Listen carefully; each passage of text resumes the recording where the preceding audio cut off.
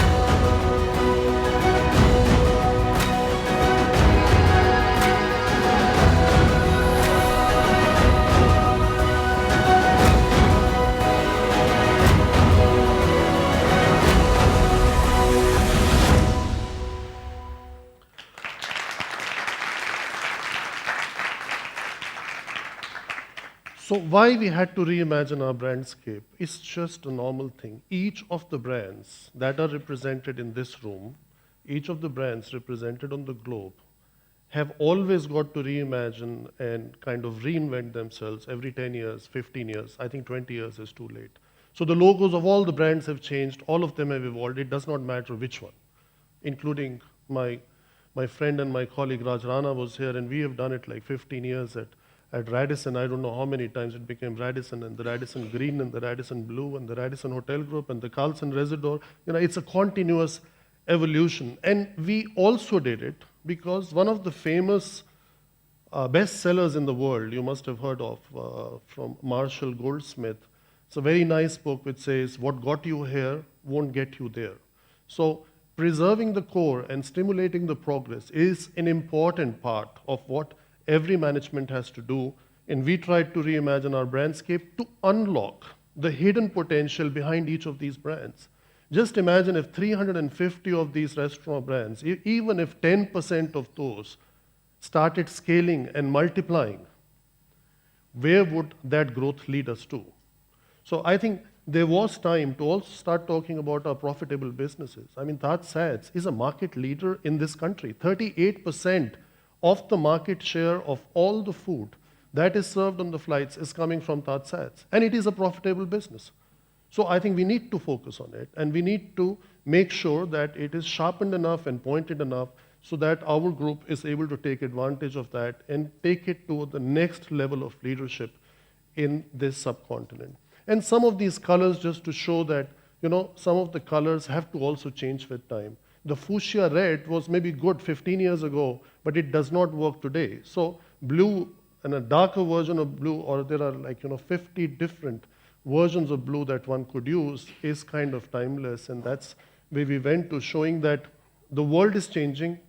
People keep saying millennials. I would just say the modern generation is changing. They want a kind of a uniqueness. And then we need to relate anything that is global to the local community. So one of the ideas that we are launching with the Vivanta brand is, in every city that it goes, it will have a kind of its own wall of fame for all the local, important, famous personalities that that city has produced to become that important wall in that property. It's as simple as that. It doesn't cost a lot of money.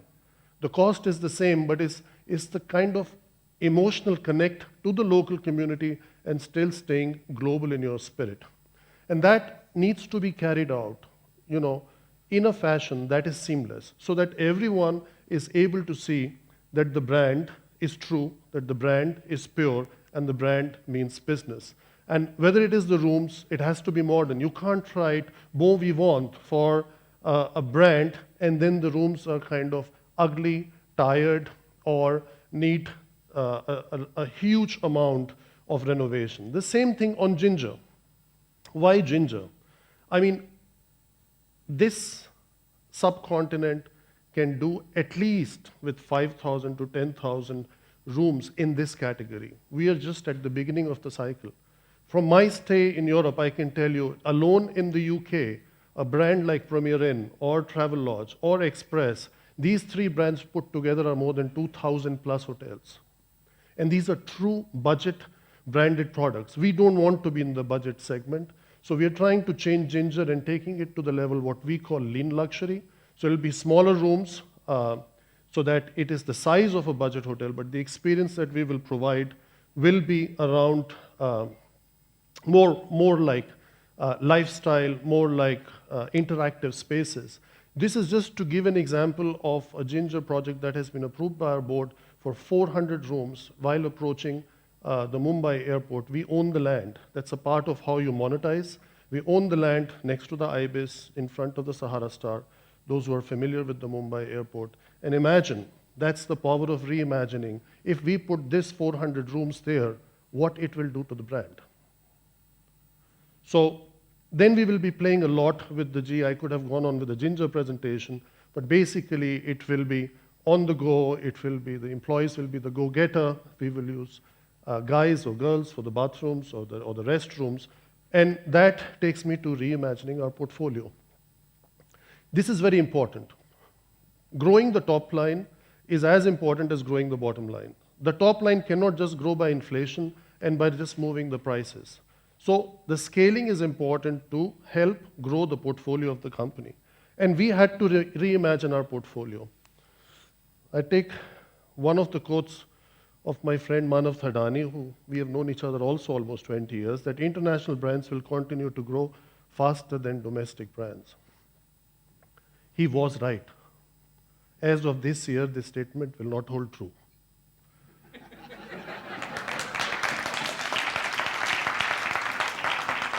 And the reality check will be at the next HOSI, and we will make it happen. The problem is also in the way we count. So how many people are here from ITC? So just one. So you know approximately how many hotels you have? Okay, just the total portfolio, 100 plus. And so, okay, I will not put anybody on the spot like this because there is, I think, even if I show a data from Harvard Consulting, you will see that it may not include the last hotel they opened in Hyderabad maybe a few weeks ago. So let's look at that. These are the number of hotels under different brands. Please go into Google and check. When you will see which company has what brands, you will see a double dipping on both Marriott and ITC. They are counting separate, Marriott is also counting them in. So this is, if we keep counting like this, then it's a little bit a funny game, but I thought it's a funny slide to show as a kind of reminder instead of what Kapil said. Instead of seeing how we can capture a larger share of the guest wallet, instead of looking at the rates, instead of looking at the profitability, instead of growing our margins, instead of trying to stay relevant as a business for all the capital that can flow into the business, we somehow keep counting hotels or number of rooms, which you can't take to the bank. So any growth has to be profitable. That brings me to, and our industry is great. One guy says asset light, 100 say asset light. One says asset heavy, everybody says asset heavy. So we thought we'll keep it simple to a very simplistic terminology that's called SMART, whether it's a smart car or smart in operations or smart in anything that we do, which basically stands for being strategic. Any growth has to be strategic. just adding dots on the maps does not make it. It has to be margin enhancing. It must increase your margins unless it's in a metro or in a very important city that is going to lead your branding charge. By doing that one hotel, you could get 20 more, or it will add value and business to other existing parts of your portfolio. Asset manage. So I know Manav made a pitch that asset managers are for free, owners pay for it, but the problem is 70% of our portfolio, we are the owners. So I think it's also our own obligation to manage our portfolio and asset manage in a right way, building very strong relationships with all stakeholders, not just owners. All your stakeholders have to be treated in a fair and reasonable way so that you build genuinely strong relationships, and we are very good in hotel business at doing that. And finally, continuously track. Continuously track what you said, what you did, where is the gap, because there'll always be a gap, and how you can fix it. And we are already seeing results. In the first quarter of this year, we've signed 6 contracts alone in a quarter. I don't think it ever happened in the last 10 or 20 or 30 years of the history of Indian Hotel Company Limited.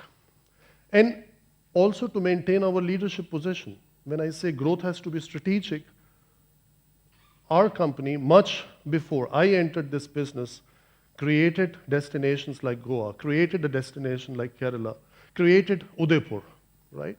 And now we are doing Andamans. So just to give you some pictures of how things are changing and how rooms are being reimagined, how terraces are being reimagined, is very, very important. At the same time, service to the country, service to the community by creating and opening destinations which once upon a time was the job of India Tourism Development Corporation, right? So I think that's a way of doing business also responsibly. Then on asset management, the relaunch of Connemara, I promise you, ladies and gentlemen, in a few months will be the best relaunch of any hotel that you've seen in the last 3 years, at least in this country. This will be a fantastic asset that we can all be proud of. This is a picture of the poolside, a kind of a glimpse of the room, culinary arrangements in a very colonial style, the kind of flavors of the Chettinad cuisine, or dining, or having high tea, or another experience along the poolside in the gardens. As you're all from operations, and I have to make an honest confession here, this is the first time in 37 years of this business that I am attending an hotel operation summit, because they just did not exist in the part of the world that I was working in. And when I left India, none of the conferences were at all here. So I think it's very important that we touch a little bit on the operations part. And what we have done with Rohit and Prabhat and the operations team is we said we have to increase the top line, but we will not lose focus on guest satisfaction, on employee engagement, and that will jointly lead to a margin enhancement. This margin enhancement will help us create a culture of operational excellence that is unmatched in this industry. And in order to do that, I wanted to take one example here of Jai Mahal Palace. I went to Jaipur in '88 last time. So I had, at that time, we could not even afford it. So I did not go to the Rambagh Palace. I had gone to the Jaipur Ashok, to be honest. And when I went and I saw the Rambagh Palace, it was like a wow. That is the part of being the most iconic, right? The Lake Palace in Udaipur or the Umaid Bhavan in Jodhpur. This is the hotel that is about being the most profitable, because it is not a management contract. It's a lease contract which has worked for several years for us. The entire bottom line comes to us. So the story of this hotel is it was neglected for some time with only 70,000 rupees per room as renovation, soft refurb, with a lick of paint, a polishing of the wood, little better cuisine in the restaurants, in the gardens, with a better arrival experience, and in a hotel which can boast of having its own polo ground. I don't think any hotel in the world has its own polo ground. So actually polo is played here. Matches are played here on this ground. Look at what it did to the performance on a CAGR of 3 years. 13% growth in CAGR, 13% in EBITDA, and an NPS which went from high 70s to 90s.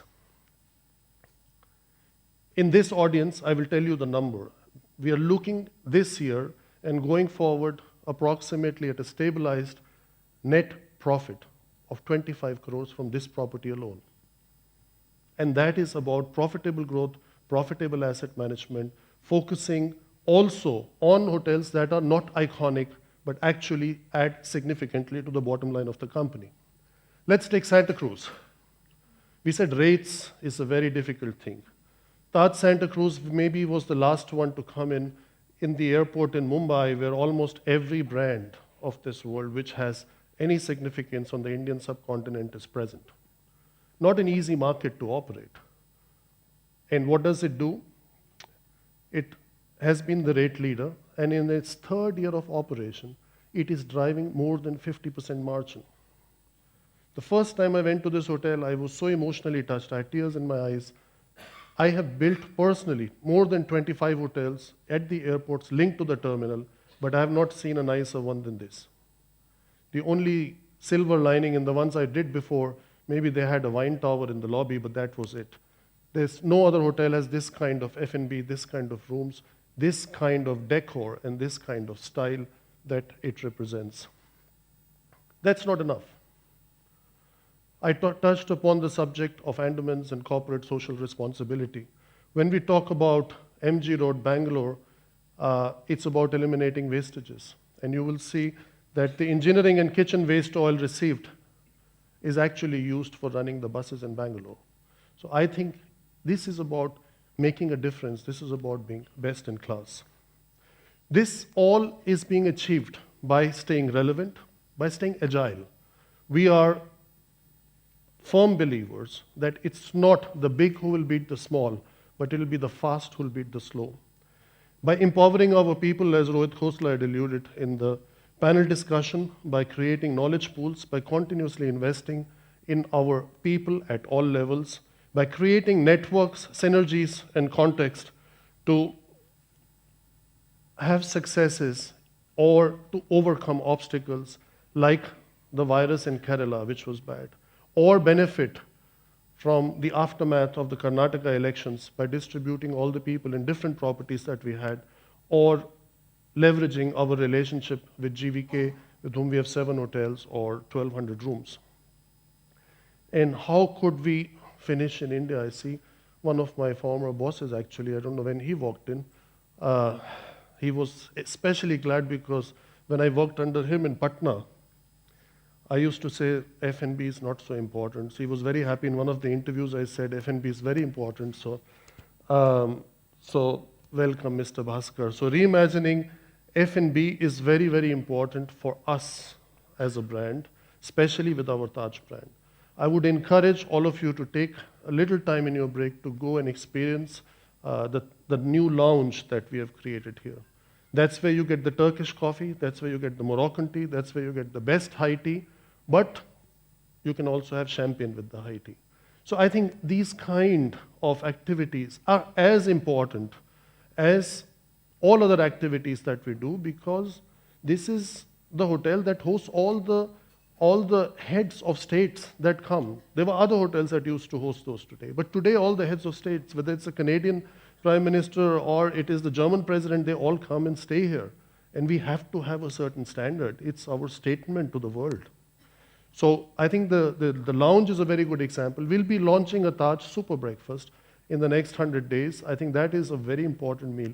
It's becoming a part of us being like a machine that has to be served. And I think there is a lot of innovation that is being undertaken here within our team, and we'll be launching that over the next 100 days or so.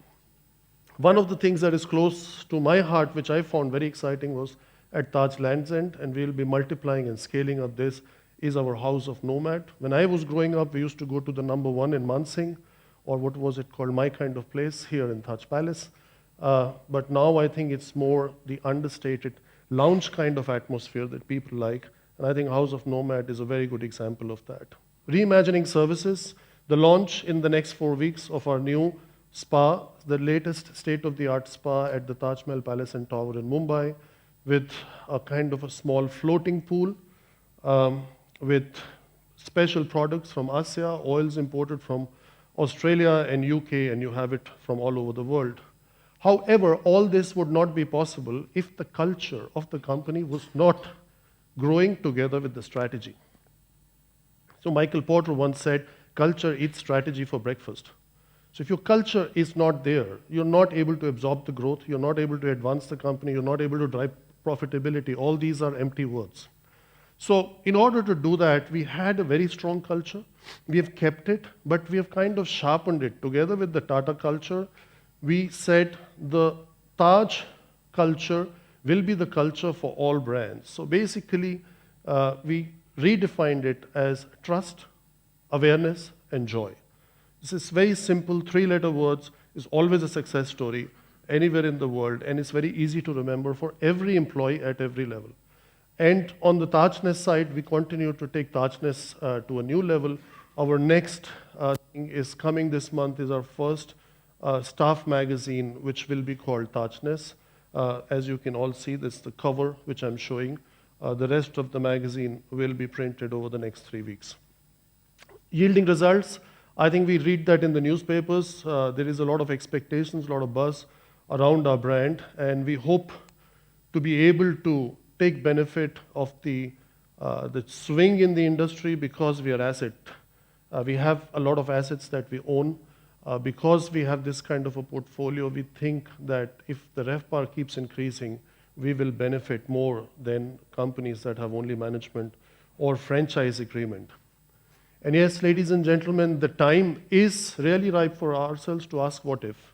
But any presentation in today's world would be incomplete if I did not address the first thing that we had on the slide among the 5-6 points. We said culture, and we said brandscape, and we said growth and portfolio, but we forgot technology and digital. So in our own little way, we have made some progress, and I would like, as a closing, to share this little video with you to show what we're doing.